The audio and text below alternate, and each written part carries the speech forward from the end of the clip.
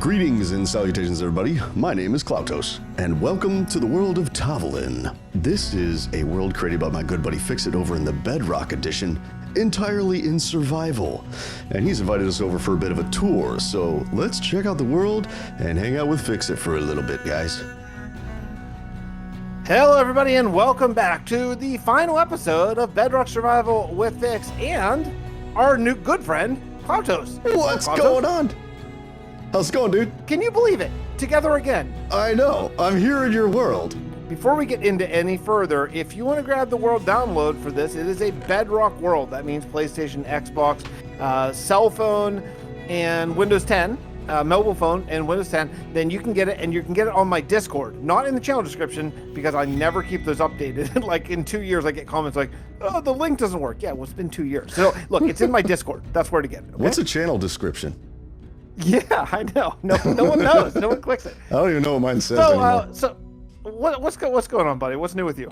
Oh, just wanted to come by and check your place out. I've been wanting to check us out for a while. I was supposed to come by November? Yes, you're back in 175. I think you were a special guest in 175, and life came up, and but here we are now, and that's the important thing. So why don't I show you around if that's okay? Yeah. There's a lot to see here. Yes.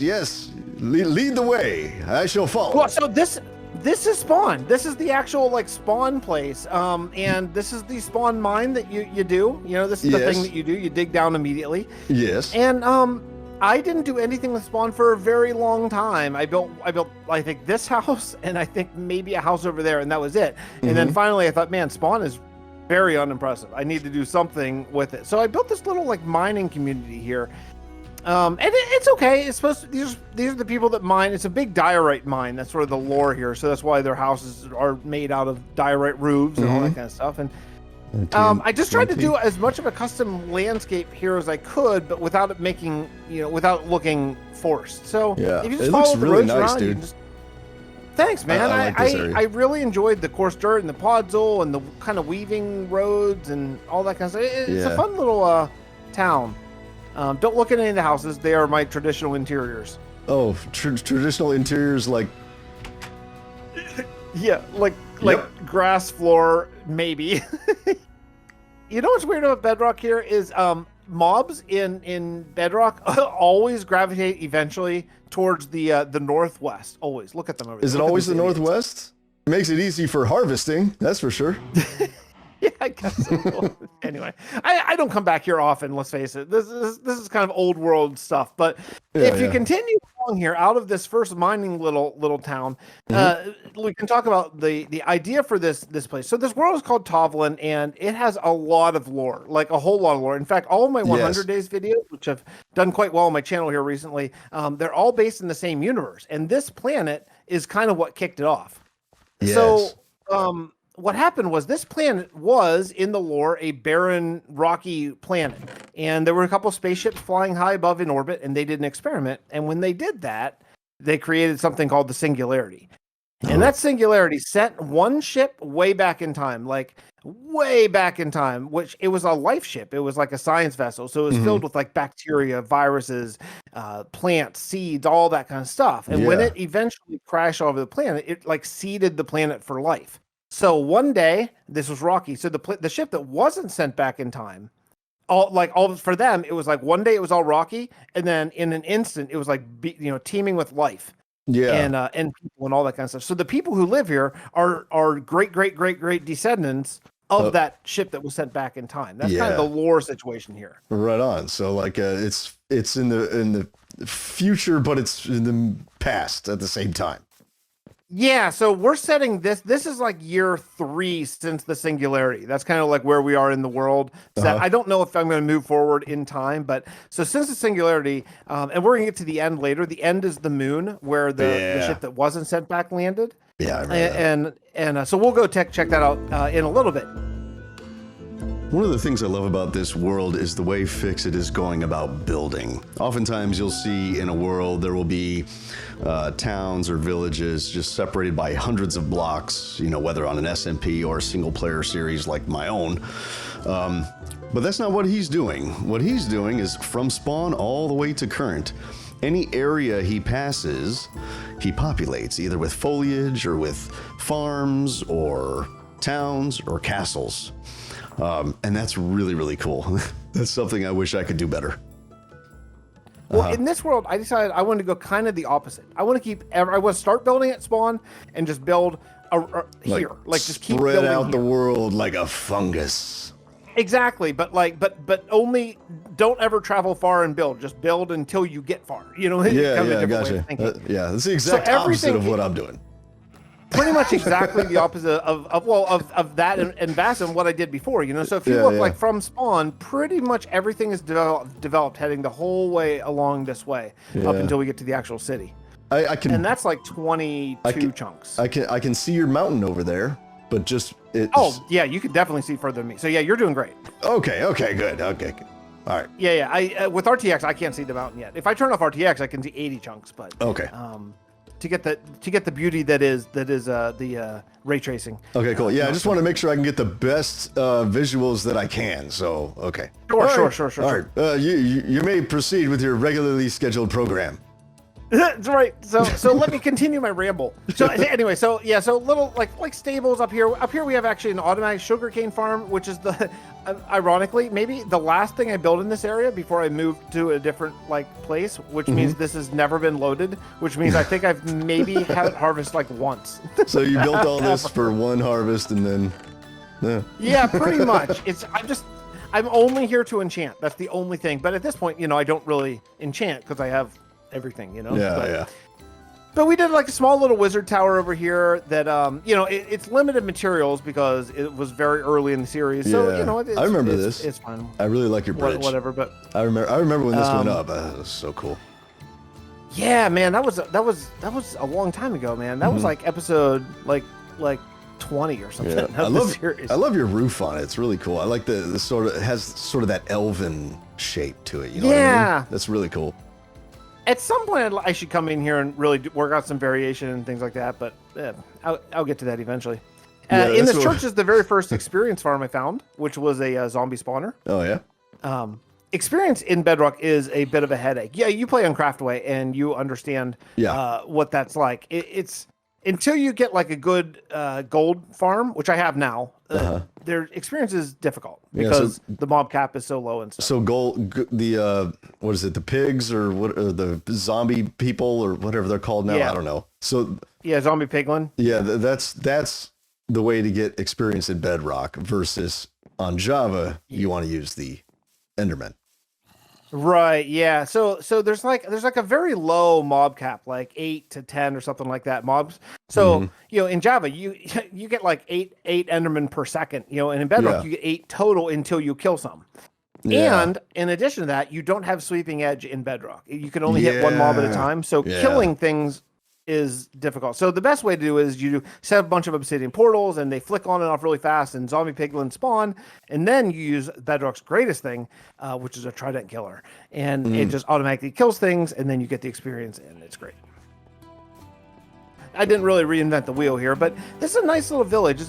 It's a rose farming village. That's their entire deal because this entrance looks really nice. I like it. You got all the greenery sort of growing up on the walls and stuff. It really turned out well, especially actually that one and the 2 entrance houses are my favorite actually, which works out well. Yeah. Cool. But they just that's what they do. They harvest roses all the time and the daughter of the sort of owner of this area is now the queen of the castle. So it's called, she has her own place. It's called the Rose Keep because she has roses and it's kind of all related. So but what I dig about this, man, is now you can probably see the mountain over yonder, that direction over like there.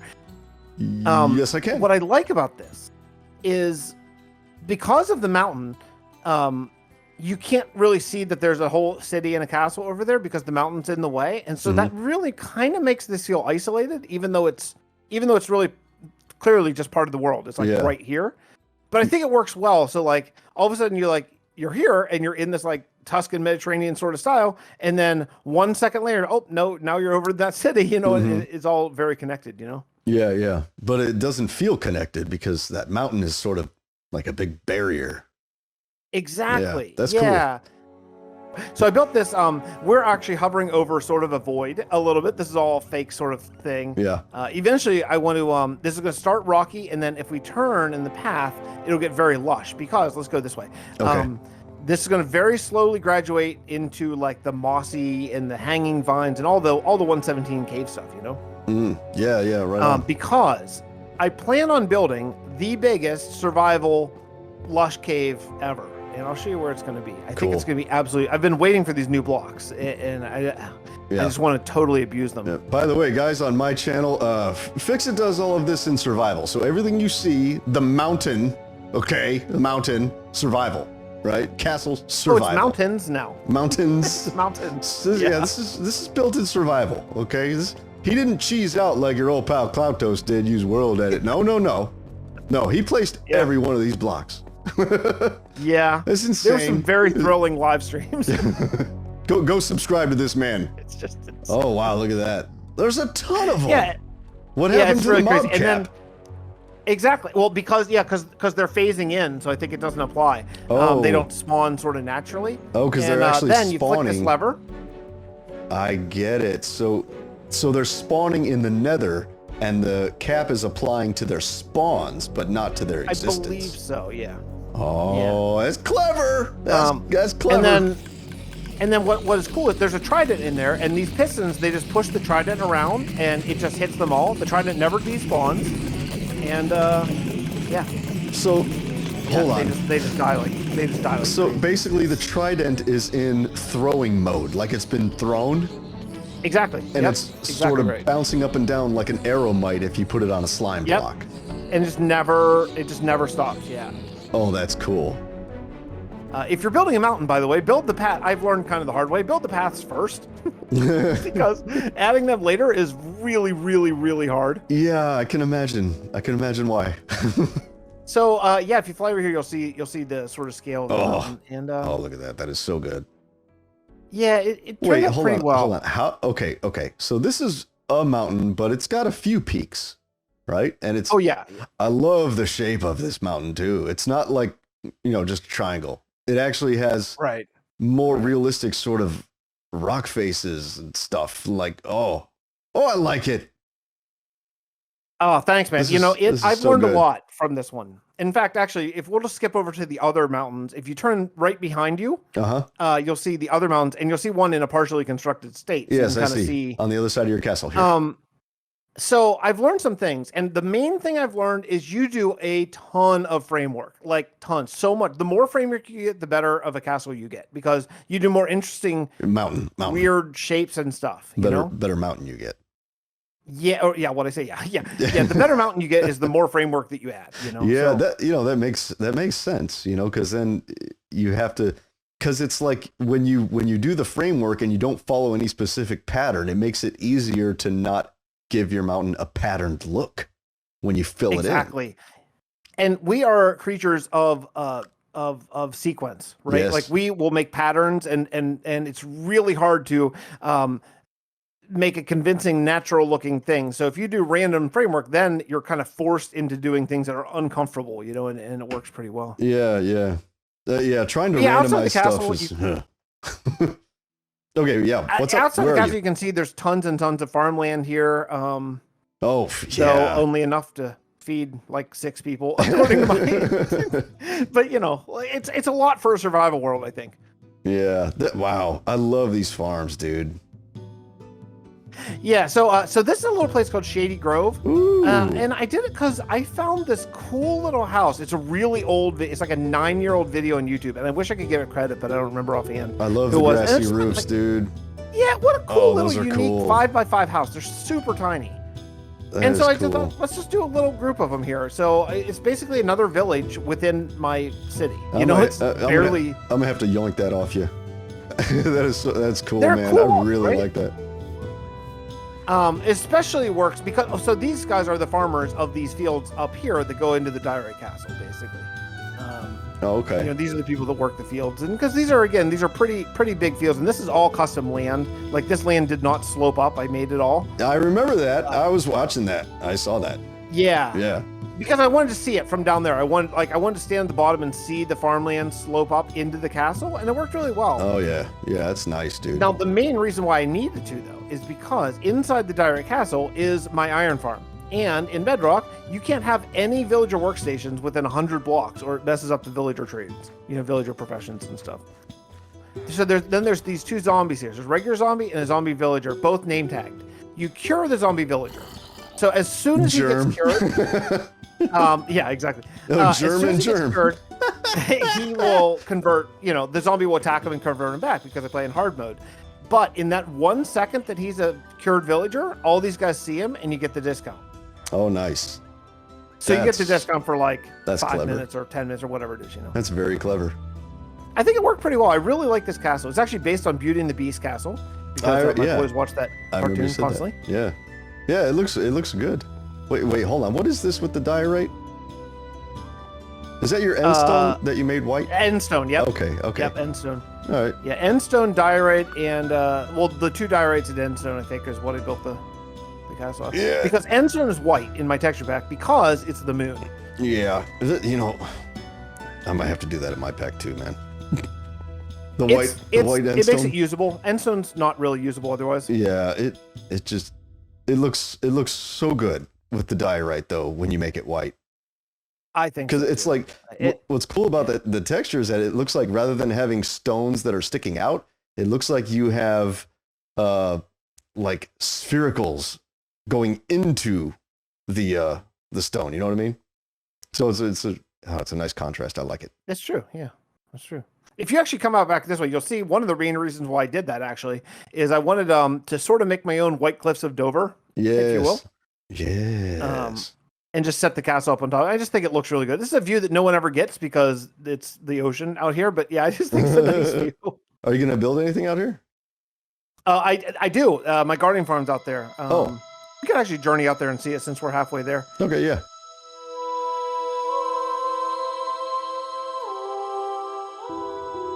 I absolutely love this build. One of the things that Fix does really well when he does an epic size build like this is he always does a really good job incorporating lots of towers and platforms and like walkways and stuff like that. It's very easy to get lost in a build like this. I really, really like it. This is one of my favorites in the whole place. And that's saying a lot because there are some really good builds in this world. Anyway, yeah, let's jump in and check it out. This is one of the first things that the people of the sheriff built back when they first landed like thousands of years ago. So this is going to be a castle, but there's going to be some future technology sort of things in it, that maybe don't work anymore because they're thousands of years old, but it's not going to be straight. So that's why if you see it, it has some futuristic vibes, sort of like almost like pylon conductors and things like that go up, that maybe that's power. Yeah. Dude, this place is epic. This is my jack-o'-lantern, this white one, if you don't know what it is, by the way. Oh, where? I'm still outside looking at the outside of this thing. Oh, this if you come inside, the white block, because jack-o'-lanterns are completely useless as a builder, in my opinion. Ooh, dude, the way you did these roofs with stripped warp stem, the warped wart block, and the warped stair, dude. All those, man, your use of color is really good, dude. Thanks, man. Thanks. This was before they announced copper. Yeah. I might have done it in copper. Now this is the kind of stuff I have trouble building. Like my castle's big, but it's not as intricate as this. Like you have like these 4 towers on either side, then you got these circles here, and then little circular towers there, and then you have a platform here, but then there's another platform here, and then there's a doorway going in surrounded by more towers, and dude, this thing is cool. Yeah, I really want this to be like a maze. Like I want you to be able to get lost. Mission accomplished, because I'm lost. How do I get in? I just lost the door. There's lots of openings. Here's very the door. top. Here's the door. Hi, zombie. Hello. Okay, now I'm inside. It looks even more like a maze on the inside. Ooh. Yeah, so you can kind of see the futuristic sort of ideas a little bit here. And this is what I'm saying. This is my jack-o'-lantern. This white. Oh yeah, like a white sea lantern kind of kind of thing. Yeah, so it's actually kind of usable, you know. Yeah. I wanted this mostly for the moon base, so they would have like a cheap to get for me in survival light source that looked kind of futuristic sort of thing. And also for using RTX stuff, it's really nice that you can like have a white sort of pure light source and then put any color of glass around it just to get the glow of the colors, you know. If you want this resource back, by the way, you can't get the RTX unless you have an RTX card, but you can get a non-RTX version in my Discord. And I did color correct all the terracottas, and I think I have better wool textures. At least I think so. That's the pack I'm using, guys, the non-RTX one. So it'll look like this. Yeah, it works fine. Yeah. If you want to see the RTX one, go watch Fixit's video, okay? Exactly, yeah. Watch both videos. Give us both love. I demand it. Yeah, a few other things, like a few other smaller things. Like I darkened the dark oak leaves so they actually look different than oak leaves. I don't remember. I think I edited a trapdoor. I think some very small stuff. Chest texture is a little different, but little tweaks here and there. Yeah, little stuff. So if you come over here, let's just get into the actual city of the place here. This is sort of the entrance to the actual proper city. Now this was a procedurally generated village way back in the olden days, and I've since added to it somewhat here. But God, look at this castle, guys. This is sweet. Well, this is just the outer city walls. Actually, the actual castle is way up there in the mountain. This is just the outer city walls, guys, and look at it. Yeah, this is so good. Yeah, I think it's a nice feeling. You know, I think it kind of gives you a feeling of like life. You know, like there's some really tight streets. There's some wider streets. Yeah, I tried to leave some of the original stuff. You are really good at the original. You're really good at filling areas out. Like I'm walking through there, and it's like, yeah. It's just, I don't know how I can say it. You fill the space with blocks so well. Like there's always something interesting to look at. You know what I mean? Well, thank you, man. I'll tell you one little trick. If you're building your own city at home, walking under stuff is mammoth to giving you a sense of immersion. I can't explain it. I couldn't really tell you why, but walking under stuff does the trick. You walk under a lot of stuff in the city just because of that. Yeah, dude, I know exactly what you mean. Like in my gnome kingdom, I have that one tree that has that root sticking out that I like to walk under. Yeah, it's just great. I wish I knew exactly why. Maybe it's some sort of vertical depth type of situation. I don't know, but it's great. Like here, if you just turn around here, oh, what a surprise, you walk under stuff. If you go over there, oh, big surprise, you walk under stuff. It just makes you feel like the whole thing's connected. Yeah, that's a good tip. Good pro tip from your old pal Fixit, y'all. Yeah, I'm gonna start doing some more walking under stuff. This is my wool farm. I actually did a little tiny bit of redstone, sort of, where I wanted a fun way to get wool, and I wanted to add movement. Like if you look up, you'll see minecarts zipping around. Yes. And these minecarts actually activate the shears. Actually, they do two things. They drop off shear. One minecart will drop off shears, and the other will hit an activator rail, which will fire the dispenser, which will shear the sheep. And now basically they're all full. I think I haven't replaced shears in a long time. I'm sure I'm way out. I think all these are full of wool at this point. I'm probably good on wool forever, probably now. Yeah, probably. Oh yeah. But it works well, and it's nice to have a little bit of movement. Like every once in a while you see a minecart zipping around, it makes you kind of feel like there's people living here. I was trying to find the track. Where's the? Oh, there are the tracks. Okay. Yeah, there's a couple of levels actually. Yeah. That's cool.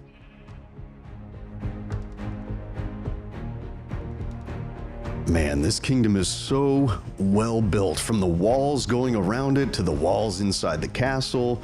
All the houses are so packed together. It's very easy to get lost when you're down at the ground level. That's one thing I really, really like about this city. It's so immersive and big and grandiose. Definitely worth going and checking out Fix's videos to see him build this stuff. Without going into every single house, you can see the sort of the scope of the city. I think it's a pretty decent sized medieval city. Oh yeah, yes. What's this? What's this right here? That's so before I had the zombie piglin experience farm. This was how I got my experience. It's all farmers. They're all farmers in here. And what I would do is I would just harvest a crap ton of crops, and I would just trade with them to repair my tools, basically. Well, that's one way to do it. Yeah, because again, there's no offhand in Bedrock, so I can't put like my broken pickaxe in my offhand and kill things with my right hand. So you have to hold it while you get experience somehow, and there are limited ways to do that in the game. Dude, I really like this. This was this way for 198 episodes, and I finally did it. This is the last thing I did, where I built all of my my patron houses basically inside sort of the upper wall area, you know.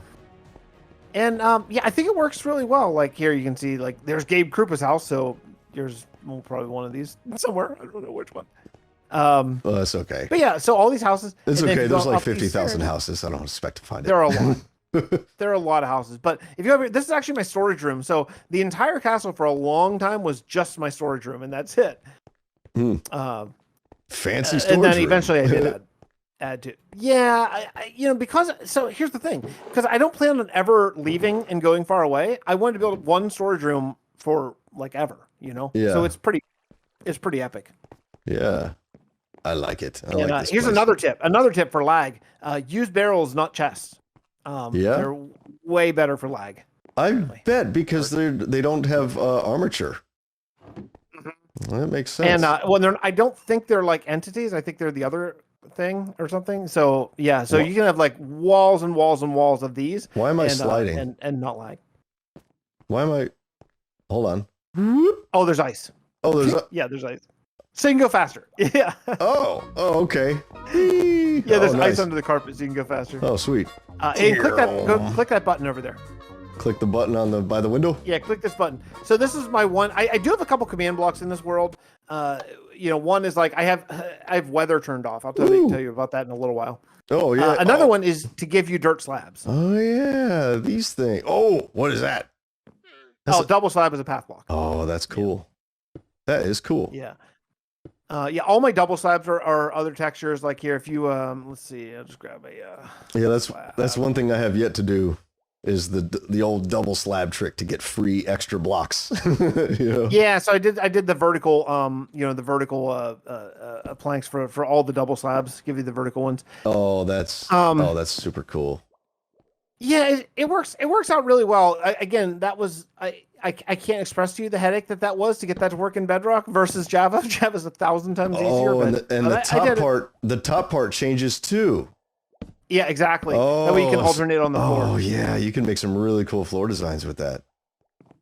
Exactly. That's awesome. The one thing that these don't have, they don't have bump maps for the RTX bet, so they're very glossy, whereas the other ones do have bump maps. So that's just something I still have not yet figured out how to do, so I'll have to work on that later. But once you get into slabs, it adds a whole headache to your texture pack. So not every block can have bump maps on it?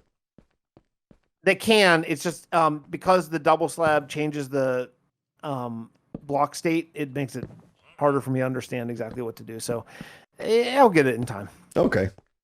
Well, but anyway, yeah. So this is then the only last thing I really have in this area is the actual main sort of keep of the castle. Mm-hmm. And there are some finished interiors, but it's nothing to brag about really. But I think just the overall feel of it is pretty nice, you know. Yeah. Where'd you go? I lost you again. I just flew up in the air to take a look. Okay. All right. Yeah. So it's like you got. Okay, so you have like two castles inside of the castle. It's like you have a castle with two keeps that are sort of like neighbors. Well, yeah, and then there's another keep over there. There's a diagonal keep. I did. Oh yeah, where's that one? Where's that one? Oh, the Queen's Keep. This one over here, right? Here. Mm-hmm. Yeah, with the purple roofs. Yeah, I wanted to try to flex my building skills a little bit and do a fully diagonal castle, and I think it's pretty well. Oh, it does look good. That does look good. It's challenging, man. I won't lie. It was challenging. I like the roofs. How it goes like from dark to light and it fades up. That's cool. Tried a little bit of a gradient. It looks good from far away, not as great from right up close, but I think it generally works. Oh, it still looks good from close up. I like it. Let's continue over here to the bay. All right. Where's the bay? It's just like keep going the direction you were going. And there's some ships and some more houses and stuff. It's by the second mountain. Oh yeah, here's the bay. Oh, I remember you were doing this area. I never saw it finished though, I don't think. Yeah. So this ship. Last time I saw this, I think you had like this row of houses done, and then that was it. Yeah. So I wanted to try to do a new technique where I just piled really oddly shaped houses next to each other. Like if you look from like the top, there's like no straight lines at all, almost. Yeah. And that was a challenge, but it was fun. It was a rewarding one. Like a lot of they're not even diagonals; they're like weird curves and stuff. Yeah, yeah. I have a house that's like this in the Kings Bailey, that is sort of like diagonal, and man, that roof was hard. Yeah. Yeah, it's even though it's even if you look at it, it's kind of random. It was really challenge. It was really a challenge to put that together. But I think in the end, with enough detail, I think it turned out okay. Yeah, they look really good though. Like something about when a house is on a diagonal, it makes it kind of easy for it to look detailed. Does that make sense? Oh yeah, because you have to skate around a bunch of problems. Yeah, yeah. So it's like, oh, it looks good. It looks good. Yeah, Not so flat. It doesn't have the flatness that everybody tries to avoid in Minecraft. It's like, if you want to avoid flat houses, build a diagonal house. Done. It's true. Yeah, you don't have to get anything jutting out because it already all juts out all over the place. Yeah, exactly. This cave, before the lush cliffs came out, we can we'll zip right through. Oh boy. But before they came out, the people who live on the moon. Oh, I think you actually lost your head somehow.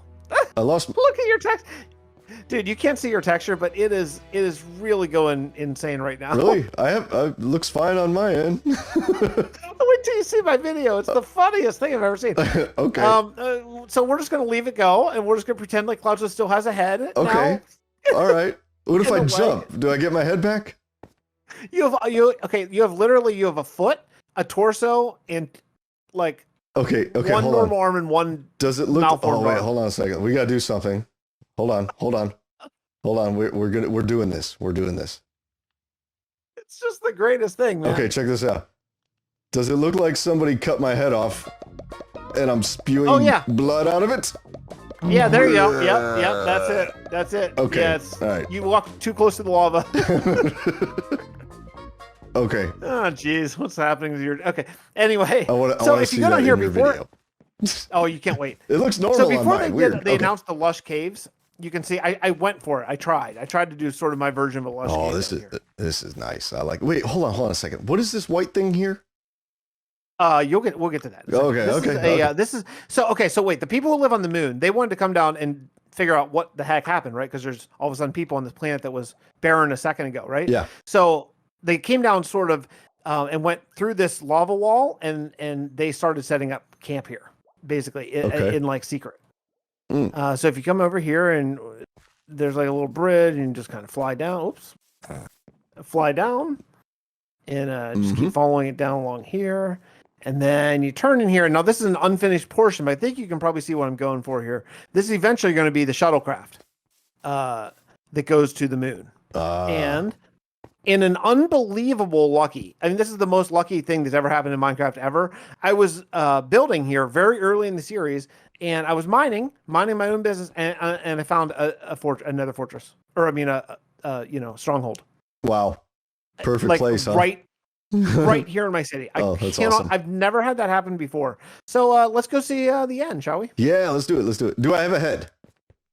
No. Oh, okay. We'll see if it comes back. 1 foot torso and 1.5 arms. Okay. Oh yeah. By the way, you're gonna have slow fall on now, probably, or you may. Because I have a command block to simulate the moon, right? Oh, hold on. I'm flying and now floating. Oh, that's nice. So this is going to be, I'm going to copy this shuttle down on the planet, and then this will be how you take the shuttle down to the planet and back. Oh, I can't stop jumping now. I'm having too much fun with the moon gravity. Moon gravity is fun. Yeah, moon gravity is fun. I know people are like, right now, it's like, oh, your command block, you're a big cheater. Yeah, okay, everything else is survival. I just wanted to have moon gravity. People play how they want to play. Let them have fun. Exactly. You know what you should do? You should increase the jump height as well. Actually, I have a command block that'll do that. It must just be turned off at the moment. Yeah. Okay. So that'd be awesome. You could jump all the way to the roof and then. And actually, I don't know if you have it right now. You probably have. You may have night vision right now because that's kind of a YouTube purposes. Oh yeah, thing, yeah. I do have. The night end gets vision. really dark. Yeah, I do have night vision. Yeah, so I have a command block that gives you jump boost, slow fall, and night vision when you're in the end, because like I record for YouTube. You know? Yeah. So if we just go in here, there's a few things. These are some of the textures that I changed here for the moon base. Sort of these are their corresponding blocks. What block is that you're using? Blast furnace. That is such a cool pipe, dude. Oh, thanks, man. Like, Yeah, I think that worked out. I gotta say, one thing about this world I really like is the juxtaposition between fantasy and science fiction.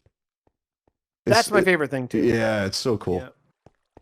Yeah, I like this base. You know, because here's the thing. I learned this on Vasten. You know, whenever you build only medieval, at some point you're like, ah, right? You just so now, whenever I get to those moments, I can just come to the moon and build sci-fi. Yeah, nice. It's real cool. Yeah, I can't build sci-fi in my world, sadly.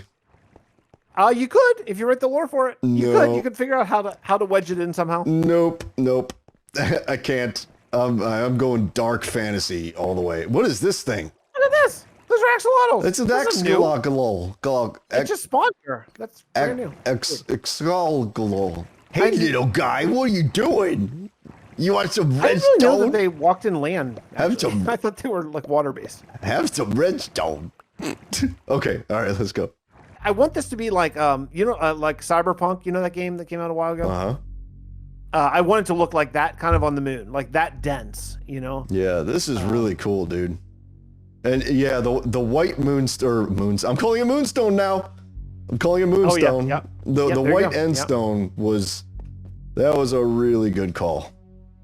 Well, and then this is moonstone brick, or endstone brick. Yeah, now you're calling it moonstone. You get walls and stairs and slabs. Yeah, exactly.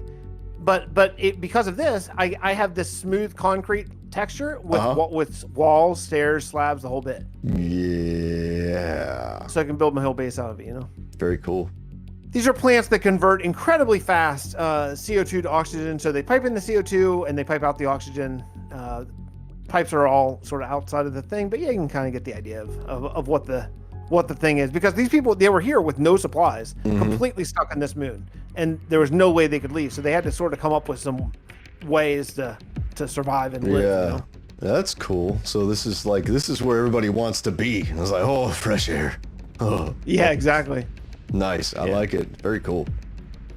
Oh, and then I want to have a space dock too, because see this ship is not big enough to carry the amount of people that I have in my lore. It's very small. So what we're gonna do is we're gonna have like this is gonna be the landing portion of the ship. So we're gonna have the rest of the ship floating out there. Like this is just what they use to land. Oh yeah. So over there we're gonna have like a big freaking spaceship just out there in the void. Sweet. I'm a fan. I'm gonna subscribe. Thank you, man. I'm gonna subscribe to Fix It, guys. You guys should subscribe to Fix It too. And just thank you, dude. Listen, I really appreciate this, and I sung your praises like crazy in the Fantasia video, but just so it's said again, like I cannot tell you how much I respect you as a builder and a good friend and a cool guy. And if you missed the Fantasia video, guys, you got to go check out the Fantasia. That's Cloutos's world, and it's like storybook epic. Well, I refer to it as an epic storybook world. So yeah. wait till you see it. Yeah, if you haven't seen it yet, go click on the video. Yeah, I'd call it dark fantasy, is what I call it. Yeah. You know, Lord of the Rings, J.R. Martin. You know, J.R. Tolkien, R. Martin. Yeah. I can't talk. What time is it? Lots of J's. I'm sleepy. No. Well, thank you so much for joining me, and love you guys all. Thank you, and I will see you all next time. All right, later, y'all.